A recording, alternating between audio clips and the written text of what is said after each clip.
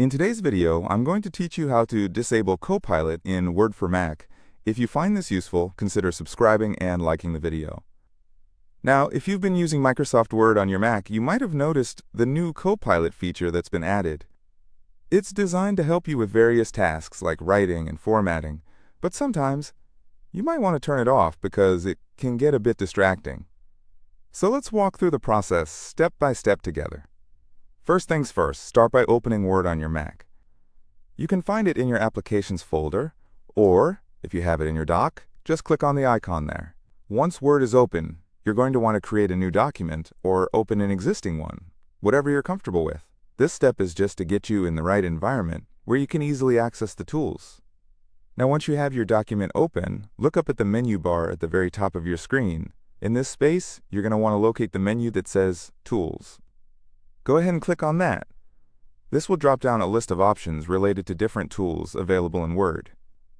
Next, in the drop-down menu that appears, you're looking for the option labeled Copilot. Depending on your version of Word, this option may be conveniently located right there, or you might find it under a submenu. If you see it, click on it. This should lead you to the settings related to the Copilot feature.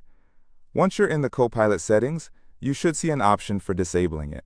This may be described as Turn off Copilot or Disable Copilot. The phrasing can differ slightly based on updates. Click that option. A prompt might pop up asking you to confirm your choice to disable Copilot. Confirm your decision by clicking Yes or OK. This ensures that the Copilot will no longer function or distract you when you're trying to work on your document. After you've done that, it's a good idea to test and make sure Copilot has indeed been turned off. You can either continue working in the same document or create a new one. As you start typing or formatting, Copilot should no longer interrupt you with suggestions or pop-ups. If everything looks good, congratulations! You've successfully disabled Copilot in Word for Mac. However, if you ever wish to turn it back on, you can follow the same steps. Head back to the Tools menu, find Copilot, and select the option to enable it again. It's as simple as that. Now just to recap the steps briefly. 1. Open Microsoft Word on your Mac. 2. Access the Tools menu in the toolbar. 3. Find the Copilot option. 4. Click on Turn off or Disable Copilot and confirm your choice. And that's all there is to it.